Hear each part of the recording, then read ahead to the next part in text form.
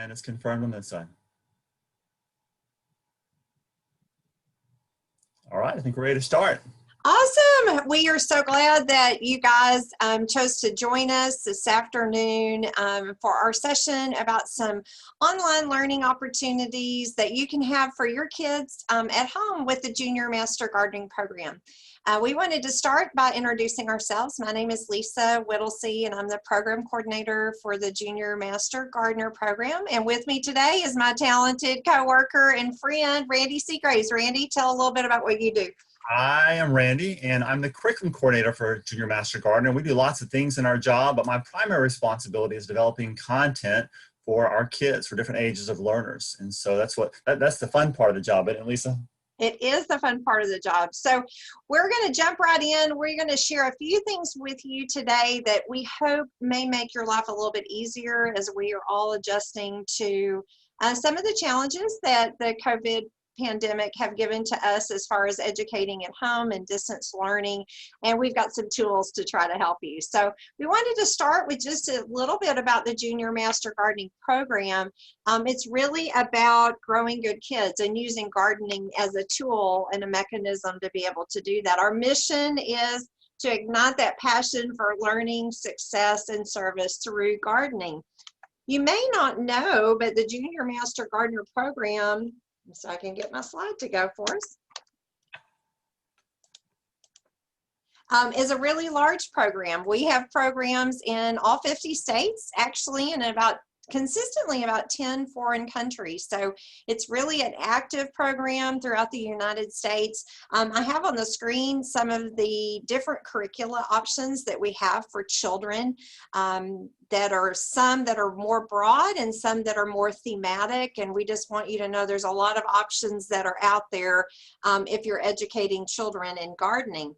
One of the great things I think about the Junior Master Gardener Program is it really makes learning fun, right, Randy?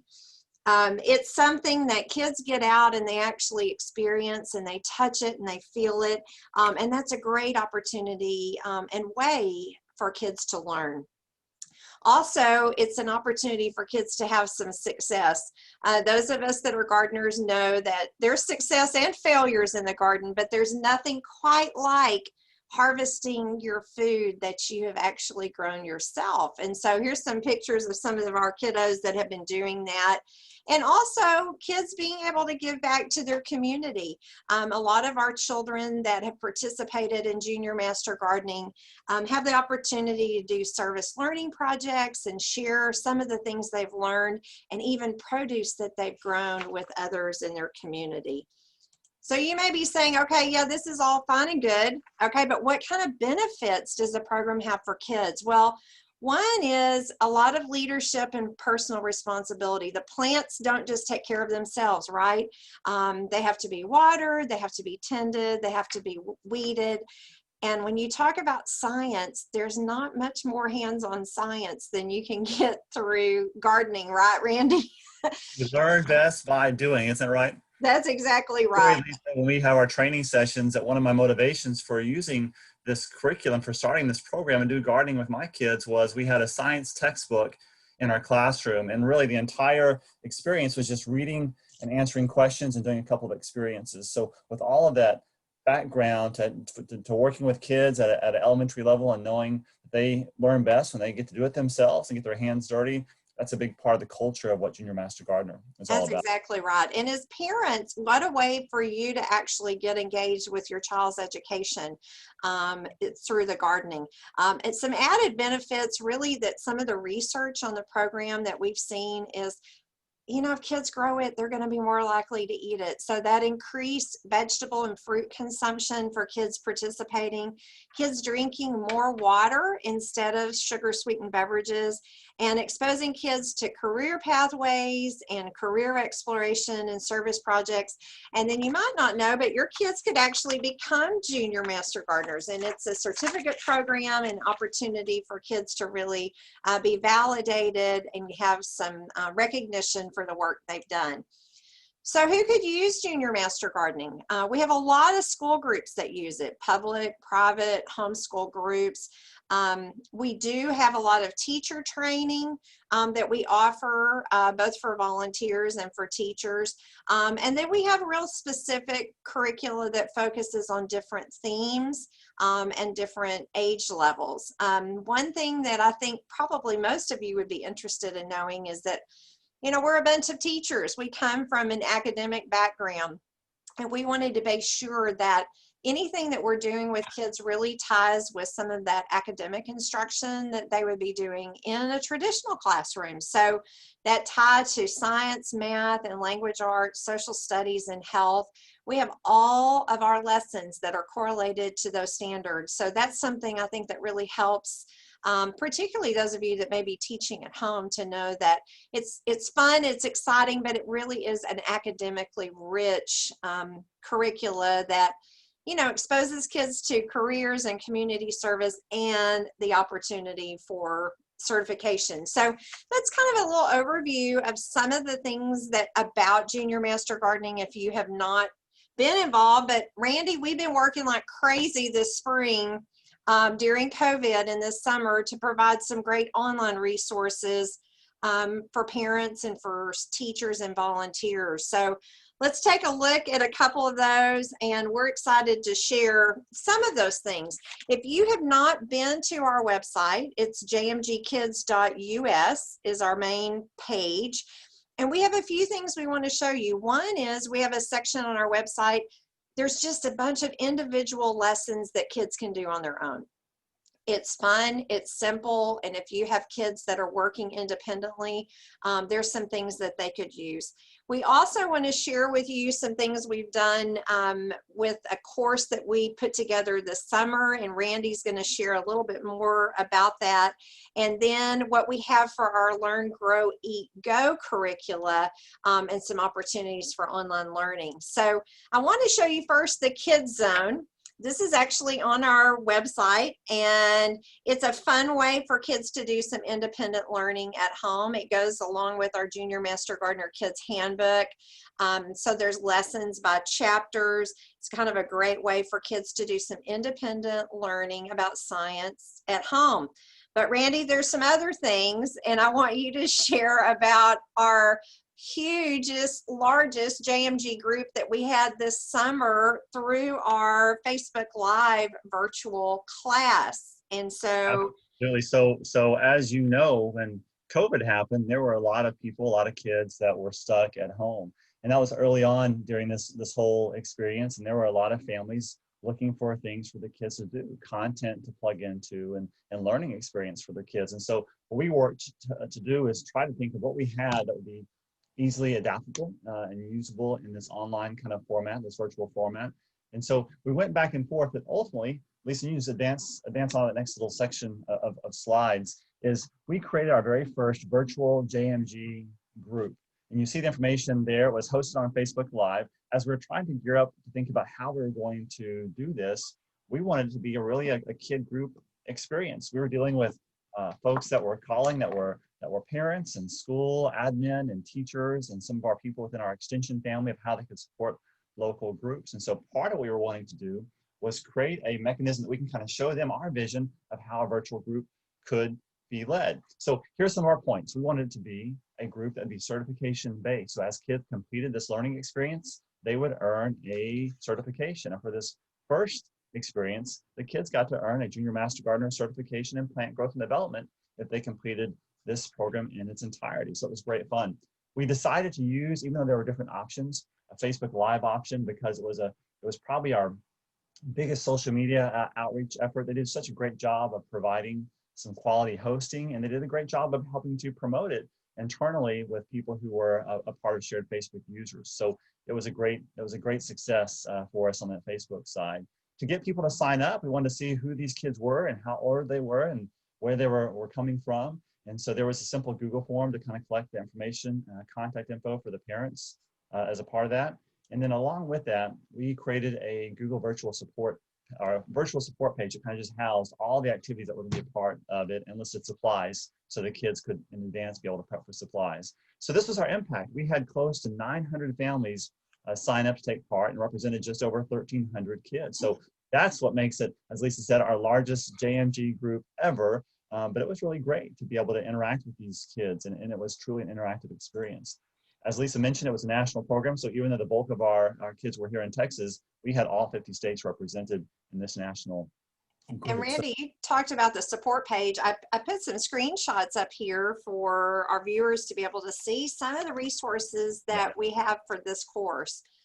So you see it listed there on the left-hand side of the corner of that page. You see the activities that were the dates that they were going to be hosting at and what we were covering and the supplies needed. And then on the right side, towards the bottom, there were actually the videos. Once those videos were completed, I don't know if it's the next slide, Lisa, that you would be able to. There's the supplies and then the videos. So we were able to have those people that were not able to take part in the live session go back and view them afterwards. And I think, Lisa, we had probably about half of our impact was live and half was people who watched it at their own pace. So we had a great experience. There was lots of videos that Lisa and I and our team created, people who were a part of us in front of the camera, and tons of people who were behind the camera to make it a success. But we had lots of different ways that this video is captured, so we wanted those to be used again. So you see a listing there on that same page. If people wanted to be able to go back and watch them at their own pace, there was a recorded version of these experiences. They could kind of view it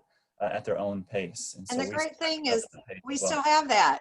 So if you wanted to be able to use that right now, we still have it. And you could still have your kids go through that experience. All the resources are still there, all the PDF downloads and the videos. And one thing we'll just point out is you look at number 4 and 5 on that page.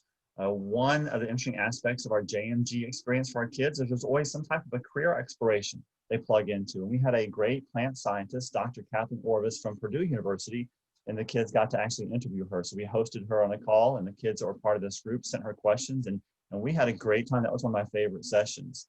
The other part of the culture of the program is kids always take part in some type of a service project. And because we're doing this online, virtually, there was a digital service project. And you'll see some of the examples of what was done on that page as well. And one that was combined rap song of several of the kids that are part of the group sent in components, little clips of them rapping, and we compiled that together to be a rap song that teaches about plant parts and the functions of those plant parts. So you can see those on that page as well. So if you wanted to do this now, the resources are still there. There's information on the website about it, but you could register your groups. The lessons are there, the PDFs are there, and then they could get certification through Junior Master Gardening. So that's something that's there and certainly available to our listening audience now. So we have another option. Tell about it, Randy. Yeah, we had some experiences that were in the spring and the summer that were really kind of geared towards families directly. But now, as fall is here and schools are gearing back up, we have many schools that are meeting in person and many that are meeting virtually. And so we have spent the last couple months really gearing up to have a virtual version of the Learn, Grow, Eat, Go curriculum. So we're going to introduce you to that now, and this is something that really is timely because it's launching in just about a week, Lisa. Just over a week from now, this thing is launching. So as we introduce what is Learn, Grow, Eat, Go, it's our newest curriculum, and the title is Learn, Grow, Eat, and Go. But that's not just the title; that's really how the curriculum is organized. The Learn section is the classroom lessons that a teacher typically would lead with a group of kids.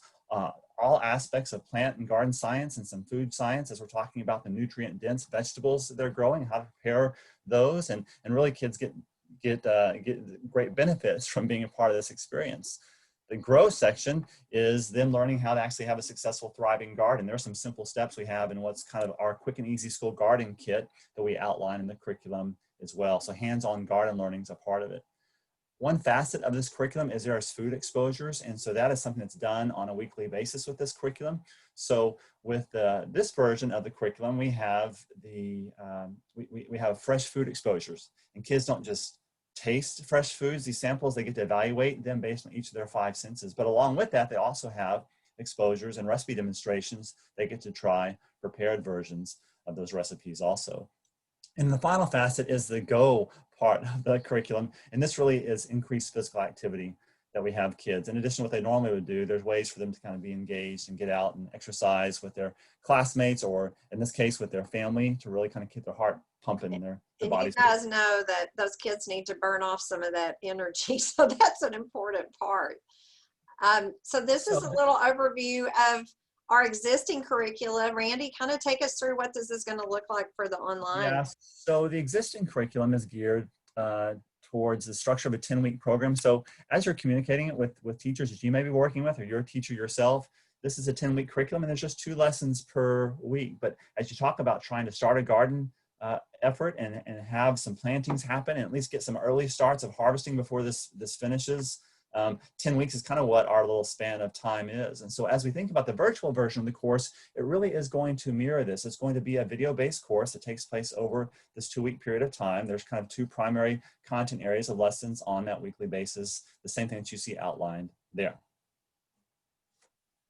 So that's kind of an example of one of the weeks, Randy. Yeah, and we'll give them some kind of insight and kind of just kind of a feel for what the curriculum is like, and we'll give them some insight to the hard copy version. But as an example, in week 1, there are 2 lessons. The first is called Know and Show Sombrero, and they create a paper hat, a recycled custom fit newspaper hat, and they decorate it with different things plant needs. And it's this fun, silly activity to learn about what plant needs are. The second activity, we made mention of this a few minutes ago, is called 5 Senses Food. And the very first experience with food exposure is the kids evaluate a baby carrot. We learn that you don't just eat with your sense of taste, but you really do eat with all 5 senses, and the kids consider every sense and give it a objective scientific evaluation as they are evaluating those food samples. And I see the garden journal there. Those garden journal pages are available for each week for the kids to kind of reflect and be able to share what they've learned. Randy, there's also some pretty cool books that are a part of this too. Yeah, there are literature connections we use throughout the curriculum. In week 2, they get this book. If you haven't seen it, Tops and Bottoms. And if you don't have access to that book, you can go on YouTube and do a fan read aloud. You'll find somebody who's reading aloud the book to you. It's a great story that talks about different parts of the plants that are edible. And as a part of this experience in week 2, we learn to classify things. And this category for classification is different parts of the plant, the parts that we eat come from, and then what the functions of those parts of the plant are as well. So it's a cool literature connection and classification exercise along the way. Excellent. And Randy mentioned the grow section. You know, we want kids to be able to learn how to grow some of these vegetables. And for classes that are meeting at school, we have a lot of our schools that have raised bed gardens. But if you're educating at home, this could be a simple container garden. So there's a whole lot of options of what you can do. The important thing is you want the kids to have a part of actually being able to plant something and to watch it grow. And that really relates also to the eat section. The research really shows if they plant it and they tend it, that they are a whole lot more excited about eating it. And so as a part of the in-person course, as well as the virtual course, we have some really cool recipe demonstrations and things like that that are going to be included as a part of the virtual class as well. And I think the kids are going to really love it. So here's kind of our guidelines for our virtual class. They're going to be modules for elementary students. We kind of gave you an overview of what the course itself looks like, those 10 weeks, 2 lessons per week. On the virtual version, there's going to be opportunities for check-ins. For those of you that maybe work with your county extension agents, there's opportunities. Really, we are encouraging our county programs to still be engaged and work with schools, even if it's virtually, whether it's having help getting materials and supplies to schools, or answering gardening related questions, or maybe doing some recipe demonstrations that they would like to offer in addition to the ones that are available through the course. And what I'll say, Lisa, too, is this is a video-based course, but really is engaging. It's meant to be interactive, so the students feel like they're in the class. They're not just watching videos. But having said that, you have 2 days of the week that are anticipated the kids are going to be on the machine watching videos and doing activities along with us, or prompted to do sometimes some kinds of homework to be able to share back with the teacher. But we thought, as Lisa mentioned, the teacher check-in, it's always good that we could have a best case, maybe once a week, the teacher is able to touch base and have questions for the kids and have them share their product, have some kind of talking points to reiterate some of the learning on those teacher check-ins. And like Lisa also said, that may be something that could be led by a teacher. And in some counties, it may be the county agent or one of our Master Gardener volunteers helping to facilitate that. So this is our landing page for a lot of our virtual resources that we're talking about today. We also have a PDF document that really highlights the Learn, Grow, Eat, Go because we have so many schools that are doing that. This is kind of a sample of that. So we encourage you to go to that site, look at some of those things. We wanted to give you a little sneak preview of the course. And so we have this on that website as well, but we're going to try to play it for you now so you can see what we're talking about.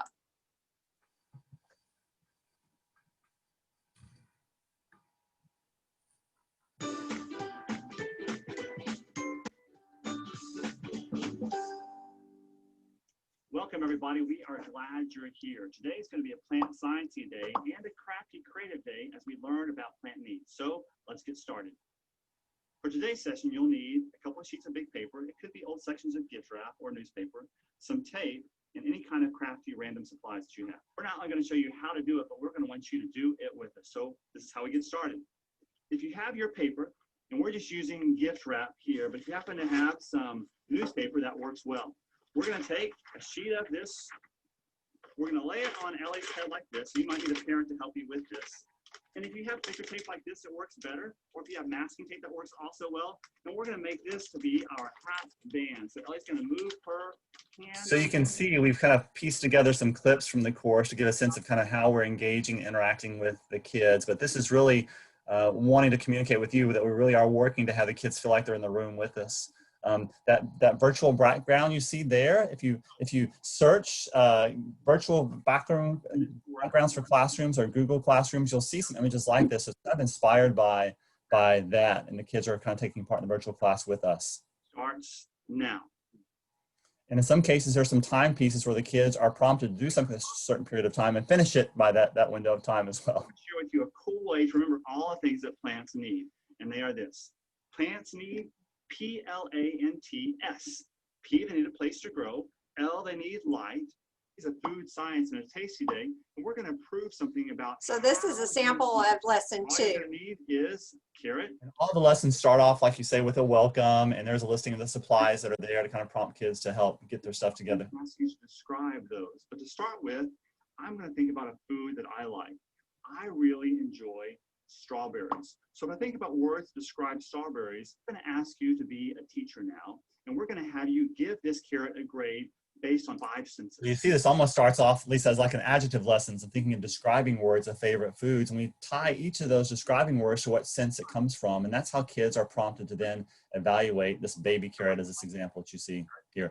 I first evaluate it based on its appearance. Does it look fresh? Does it have a nice color? And it may earn a grade of an A. So part of that journal page includes these evaluation pieces. So you see listed there, I think it pulls up, yes, this is the bottom of that first journal page. And so when they do these tasting evaluations, it's included in that page. And like Lisa said, these are hard copies that are available. These are printable PDFs for free from our website. And they can in some cases just download them week by week as they come apart. So this will be some of those listings of supplies that they'll be prompted to prepare for ahead of each session. Trying new foods is something we're going to get to do each week. Next week, we're going to invite you to be a chef and try a recipe. We're glad you're in class today. We'll see you next time. So that's a little preview. You're one of the first groups that we get to share that with. This is cool. So we are excited. I hope that you guys will go to that virtual page and take a look at that. We also wanted to kind of give something for some of you that may be at home and you've got preschoolers and you're going, what in the world can I do with preschoolers? Well, we have a new early childhood Learn, Grow, Eat, Go version that's coming out. It's not available yet, but we do have some resources from it that are available through their website, don't we, Randy? We've got some great resources for them. And we'll give you a sense of what the curriculum looks like, how it's organized, and then we'll point to you some resources that you have immediate access to, even if you have your preschooler at home, of activities you could you could take part in. So this is a little bit longer period of time. This is meant to be a 4-week curriculum. And you see how it's organized there at the top. And it's about plant needs and plant parts. And then each subsequent week has a feature on certain plant parts. The kids become familiar with them, what they do, and what parts of those plants that they can eat as well. And then there's a big foundation of building some support for parent engagement and specific novel teacher resources. So this is a quick overview of kind of how the curriculum is organized. There is a couple of learning experiences that are going to take place each day. And then there are some literature connections. There are journal pages that are appropriate for this preschool age as well. And you see some other resources listed there that vary from week to week. So here's a couple of shots and some images. This would be something you could try. If you have a preschooler, hopefully you have some Play-Doh at home as well. And we talk about different parts of a plant, and this is flowers. And so one of the things we have kids do is work on some of their fine motor, and they are going to build a sunflower by using Play-Doh, a Play-Doh ball, squish it flat. The parent's going to help cut out some petals and attach them to create what looks like a sunflower head. But then the kids are going to use some of that time and that fine motor to insert these sunflower seeds into this Play-Doh to really fill that seed head up with sunflower seeds. The kids love it. The teacher that helped us craft this activity, I said, so what do the kids do after they put all the seeds in? They say, well, one by one, they take them all back out again. So this is really a fine motor skill for kids, but communicating the idea that these flowers have seeds is a primer for that one. This is another one that you could do at home. And this uses just pipe cleaners and then a sheet of pegboard or even a sheet of foam board with holes popped in. And so we talk about different roots and different root systems. And even though this young age of kid, we're talking about preschoolers, we introduce different types of root systems having different shapes. And they're going to be introduced to the idea that there are tap roots and fibrous roots. And these 4-year-olds are going to be able to share this information back with us. But we want them to actually crawl underground to explore these roots from underneath the soil. And so you can see in the image there that you sculpt and build these roots and plants with the pipe cleaners, and the kids are able to crawl under and kind of play with and manipulate. Are they excited to be under the table? That's probably their favorite spot. This is a lesson in a classroom setting that is introduced, and then the kids do these little trains and they rotate, getting to crawl through. And then afterwards, the teachers typically leave it up as just one of the centers that kids get to spend some time in as well. But it's kind of cool because kids, as you see in this picture there, will just lay there and sometimes just lay there quietly and calmly and just play with those roots. There's lots of literature connections here as well. Each week there are a couple feature literature options that we make available for the teachers. And so depending on what they have access to, what they can find online on some of these read aloud videos, what may be in their classroom library, or even you having home in your home library. Some of these are classics, aren't they, Lisa? You see like Carl the Tiny Seed. That's one I think a lot of homes have. So you might want to see if you could order some of these or be able to have at home. There's really some great resources to introduce kids to some great literature and books with learning. So at least I have to say that first one was Grow Flower Grow. It's my favorite one of this kid who tries to get a flower to grow, a seed to grow, and she tries giving it pizza at some point, and it's not growing. Ultimately she throws it out the window and it lands in some soil, and of course then it gets its needs met, so it's able to grow. That's one of my favorite ones from our early childhood side. This, just like the Learn, Grow, Go for the older kids, has some of these different facets for the younger kids as well. So this grow section, we wanted to make it really attainable. If we have some of our kids that are in these smaller groups, these preschool settings, these Head Start settings, to make it really inexpensive and easy and kid friendly. So more of this focuses on container gardens. So we provide some support of having teachers having really successful, thriving gardens that are container grown. And I think you can see it in that lower right-hand picture there of a kid standing in a bucket full of carrots that are thriving, that those are able to grow in those kinds of containers as well. That's awesome. So eating is important, and you see the very first image as kids are learning how to eat. The first thing they're going to do is wash their hands, and this is especially timely right now. And this even preceded, Lisa, the whole COVID part of the world, but that was just good practice even before that time, of course. And so things like being able to have some clean hands and clean surfaces and being able to chop and mix and measure is all a part of these experiences. Food safety and food cooking there's skills. A lot of tools that are appropriate and safe for these young children to be able to use as well. So one of the other activities I want to share with you is the kids becoming seeds. And you can kind of see it in some of the pictures of this image that are on the slide. They start off as seeds, and then the teacher sprays them with water and the watering little spritzer, and then turns the lights on and goes to this exercise so the kids slowly grow and start absorbing the water, and then break the soil and reach up to the light and absorb sunlight, and they grow taller and taller. And you see the kids on the right-hand side that have grown all the way up. So it has them have an understanding of how those plants get their needs met, how they grow, but also it's a cool physical experience as a part of that activity as well. Randy, I'm so excited about the parent engagement. And I know that when we were working with the preschool teachers on piloting this is so important and really sets the framework for kids' success in the classroom later on, but also their willingness to try fruits and vegetables and to be This goes beyond just the parent newsletters.